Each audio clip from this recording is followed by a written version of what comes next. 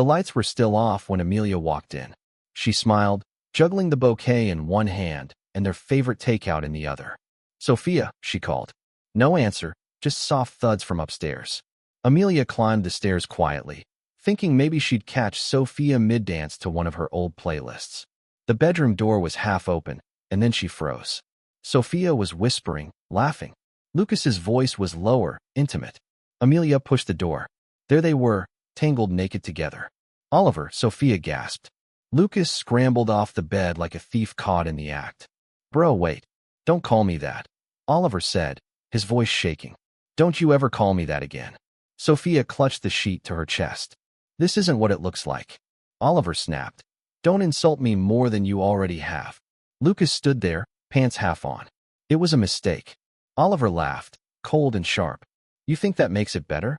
"Please," Sophia said. "Just let me explain." "Explain what?" "How you let my brother into our bed while I was out working overtime for us." "Oliver," she whispered, "it's not what you think." "Then what is it? Tell me. Tell me what this is. Tell me why." She looked at Lucas. He looked away. I was lonely," she said. "You were gone all the time. I didn't mean to. You meant every second of it." Lucas reached out. "It didn't start like this." "How did it start, Lucas? A hug? A drink? A look? What part of betraying your brother felt right to you?" He said nothing. "That's what I thought." "Please," Sophia said again. "Don't go." Oliver stared at her. "Stay after this? After you broke everything we built?" "It wasn't love," she whispered.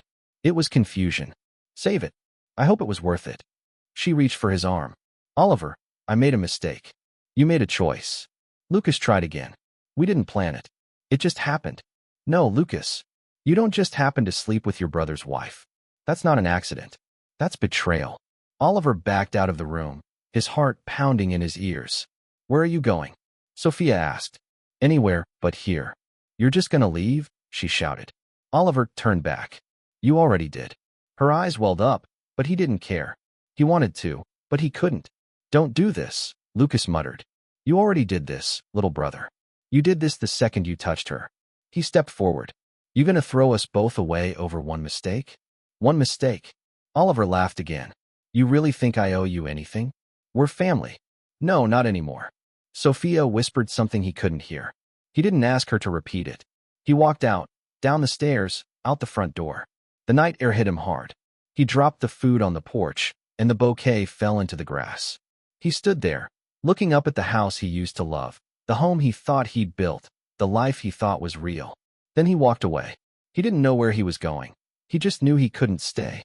Oliver sat at the dining table, gripping his coffee like it might keep him grounded. His mother sat across from him, her face tight with forced calm. His dad stood by the window, arms crossed. "I'm telling you this because I need to," he said. "I walked in on Sophia and Lucas together in our bed." Mom blinked. "Are you sure? Seriously?" Oliver laughed bitterly. "You think I imagined it? Maybe there's a misunderstanding." "There's no misunderstanding when they're naked." Dad cleared his throat. "It's unfortunate, but it's done. Now the question is what comes next." "What comes next?" Oliver stared. "How about some outrage, some support?" "Oliver," Mom said softly. "We know it hurts, but Sophia, she's pregnant." He froze. "What?" "She's having a baby," she said, barely above a whisper. Oliver's jaw tightened. "Is it his?" "She says yes," Dad replied flatly. He stood up. "You knew this and you still brought me here to talk peace." "She made a mistake," Mom said. "No. Lucas made a choice. They both did." "She's carrying a child now," Dad said. "That changes things." "No, it doesn't," Oliver snapped. "It makes it worse." "You're being emotional," he muttered. "I'm being betrayed." Mom reached for his hand, but he pulled away. "She's part of this family now, and so is the baby." "No, Mom. She's not anymore. And Lucas, he's dead to me." Dad frowned. "That's extreme." "Oh, sorry," Oliver snapped. "Did you want me to hug them at the baby shower?"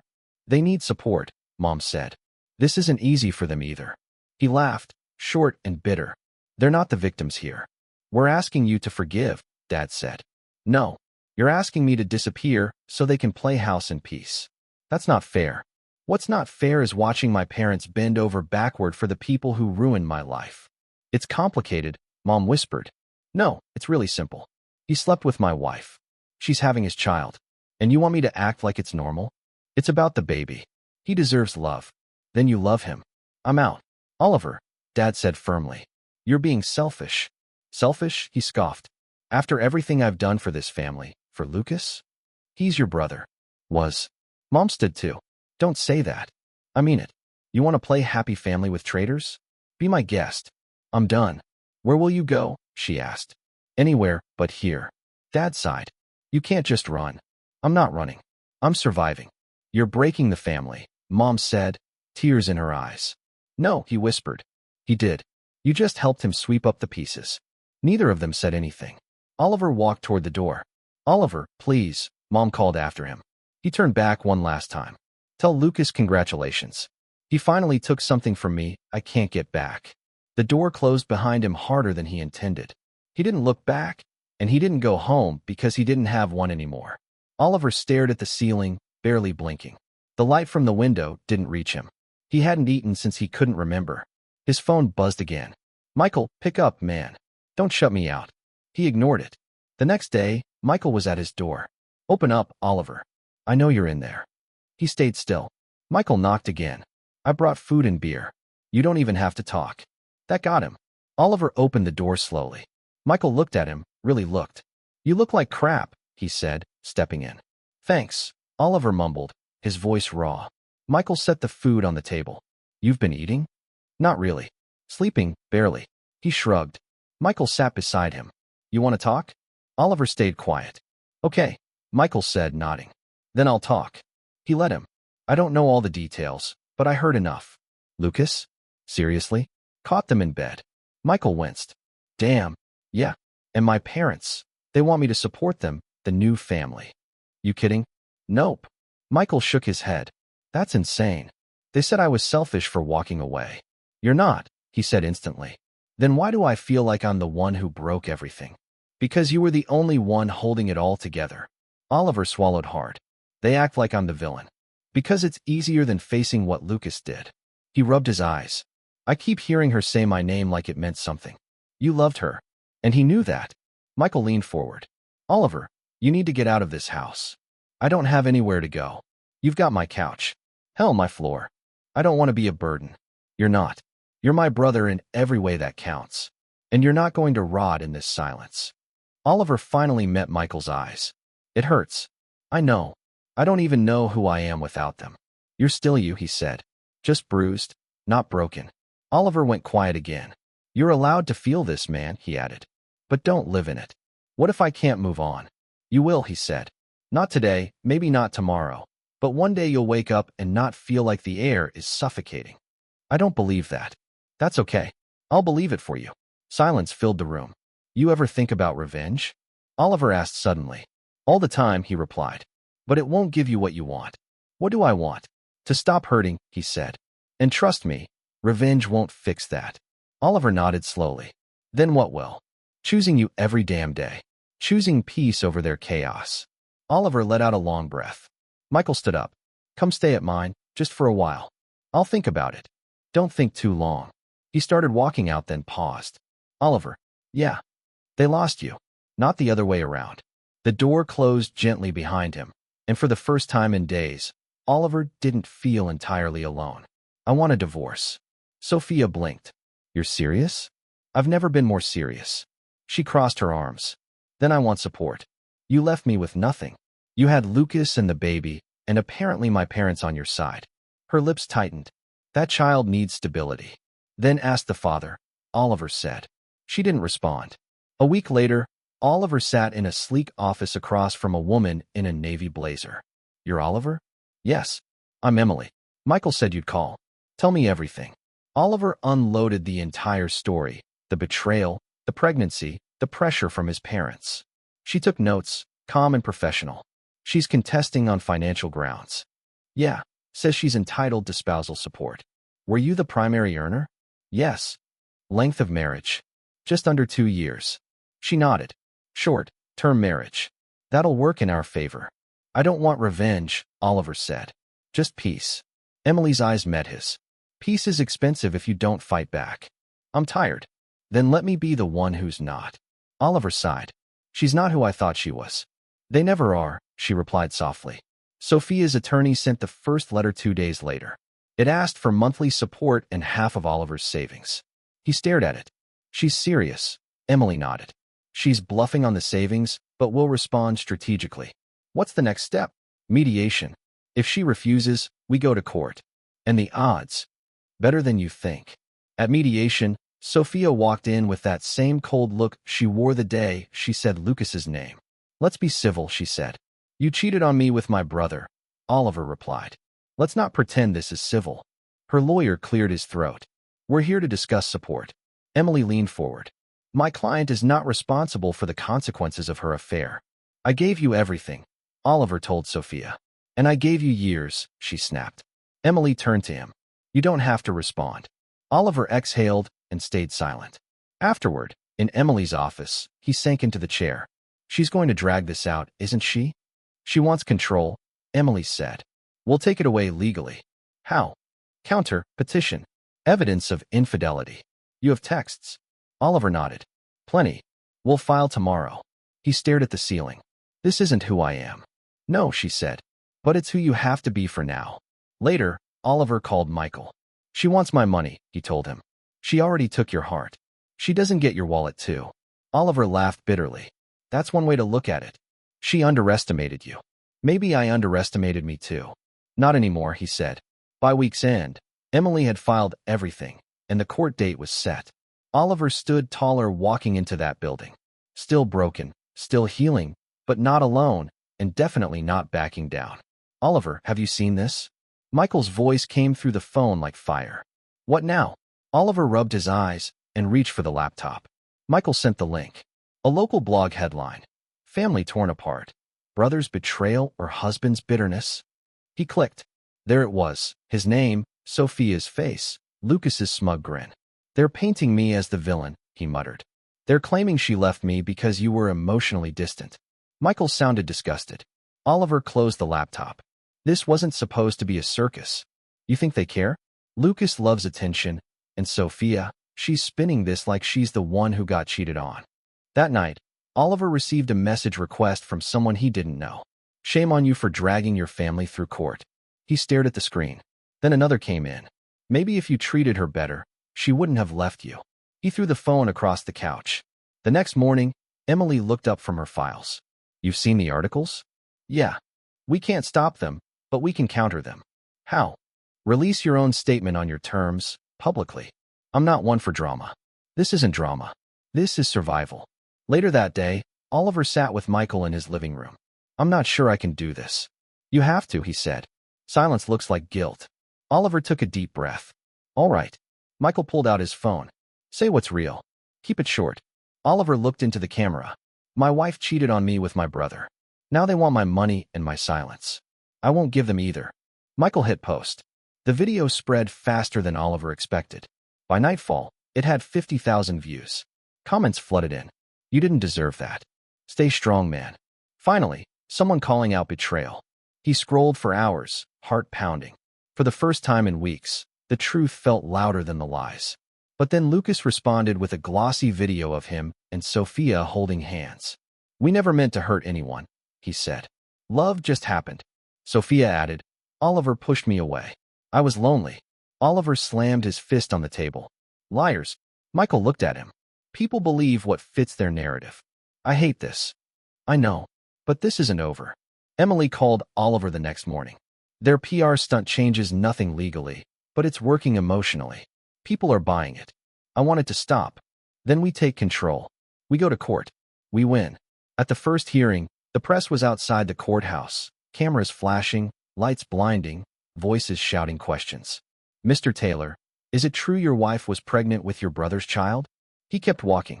Inside, Sophia avoided his gaze, and Lucas smirked. The judge asked, Is reconciliation off the table? Absolutely, Oliver said. Sophia's lawyer stood. My client seeks spousal support based on emotional damages. Emily rose. Your client caused those damages, Emily countered. Outside, the headlines changed. Man denies support to pregnant ex. Wife. Cold and calculated or standing strong? Oliver walked out exhausted. Michael met him at the car. They'll keep twisting the story. I don't care anymore. Yes, you do, but you're learning how to live with it. That night, Oliver scrolled again. One comment caught his eye. Truth doesn't need a spotlight. It survives on silence and strength. He saved it because in the noise, he'd found his stance, and he wasn't backing down. Oliver, Emily said, stepping into his office. You need to see this. I looked up from my coffee. What now? Emily placed a folder in front of me. Bank statements, transfers, unauthorized withdrawals from your joint account, months before the affair came out. I flipped through the pages. What the hell is this? Sophia and Lucas were siphoning money little by little. It adds up to over $15,000. My chest tightened. They were stealing from me before they destroyed my life. She nodded. This changes everything. I leaned back. So it wasn't just betrayal. It was theft. And premeditated, she said. Which means we file criminal charges if you want. I stared at the numbers again. File everything. Michael showed up at my door an hour later. You look like someone just validated every paranoid thought you've had for 6 months. They did, I said, handing him a copy of the evidence. He scanned the papers. No way. They were doing this while smiling at you over dinner.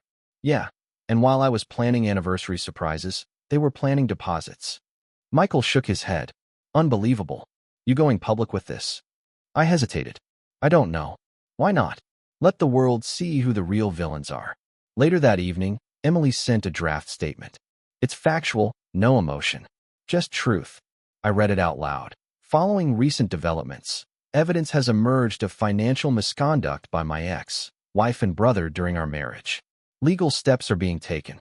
I clicked post. The reaction was immediate. They stole from him. How low can they go? Karma's got a court date. News outlets picked it up, and the narrative shifted. Lucas posted a story. Lies, all of it. We did nothing wrong. Sophia wrote, this is a smear campaign. I smiled bitterly. Truth doesn't need smearing. It stands on its own. At the next hearing, Emily laid out the evidence. The judge raised an eyebrow, and the funds were transferred without consent. Yes, Your Honor, she said confidently. Sophia's lawyer fumbled. My client was unaware of the origin of those funds. Lucas leaned over and whispered something to Sophia. She didn't look at him. I watched them crumble. When we left the courtroom, reporters rushed us. Oliver, do you feel vindicated? I paused. I feel seen. That night, Margaret called Oliver. We didn't know about the money, she said quietly. You didn't want to know, I replied. You just wanted peace in the family. Then you should have started with justice, not silence. She sighed. Lucas is not doing well. I'm not his keeper. He's still your brother. No, Mom. He stopped being that the night he touched my wife and the moment he robbed me. She didn't respond. I hung up. Michael texted, You okay? I replied, for the first time in a long while, yeah. I looked at the ceiling, let the quiet settle in. Vindication isn't loud. It just feels like breathing after drowning. Michael looked around my half-empty living room. You finally ditched that ugly couch. I laughed. It was Sophia's choice. Never liked it anyway. He flopped down on a new gray love seat. This one's better, comfortable too. Like your life now. I walked over with 2 mugs. Black, no sugar. He took it. You remembered. I'm trying to remember who I was before all of this. You're not the same, Oliver, he said. But that's not a bad thing. I sat across from him. Some mornings I still expect her voice, that smell of her shampoo. He sipped his coffee. Yeah, healing's not a switch. It's a climb. I started painting again, I said. He blinked. Seriously? Since when? A week ago. Just landscapes for now. That's good, man. That's really good. I looked toward the hallway. I cleared out the guest room, turned it into a small studio. He smiled. You're rebuilding. I don't even know what I'm building toward. Just feels better to be doing something. That's the point. Motion heals. Later that evening, I stood in front of the blank canvas. My hands trembled at first, then the brush touched color, a streak of blue, a streak of green. Not perfect, but mine. 2 days later, Michael dropped by again. You really painted that? He asked, pointing to the mountain scene hanging in my hall. Every stroke, I said. Damn. Maybe pain unlocked talent. Maybe, I said. Or maybe peace did. He turned serious. You talked to your parents? No, not since the last call. You ever plan to? I shrugged. I'm not angry anymore, just done. He nodded. That's fair. I started waking up early, I said. Sunrises make more sense now. Michael grinned. You're turning into a philosopher. I'm turning into someone I can stand. We both laughed. Later that week, I joined a local art group. Nobody asked about my past. They just handed me a brush. For 2 hours, we painted in silence, music humming in the background. It was enough. Afterward, a woman from the group came up. Your piece, it feels like freedom. I smiled. That's exactly what I was painting. Walking home, I felt it. Not happiness, not yet, but balance. I texted Michael. I think I'm getting there. He replied instantly. Told you, brick by brick. And that night, I slept without dreams. I bumped into her at the bookstore, literally. My coffee nearly spilled. Sorry, she said, grabbing my arm to steady me. That's my fault. I blinked. No, I wasn't watching. I was too focused on this cover. She looked at the book, Healing After Betrayal. She raised an eyebrow. Heavy read. I half laughed. Yeah, story of my life, actually. She was the same. We sat in the corner with 2 coffees and a table between us. Her name was Lily. She had eyes like she'd seen storms and survived. So, she said, cheated on.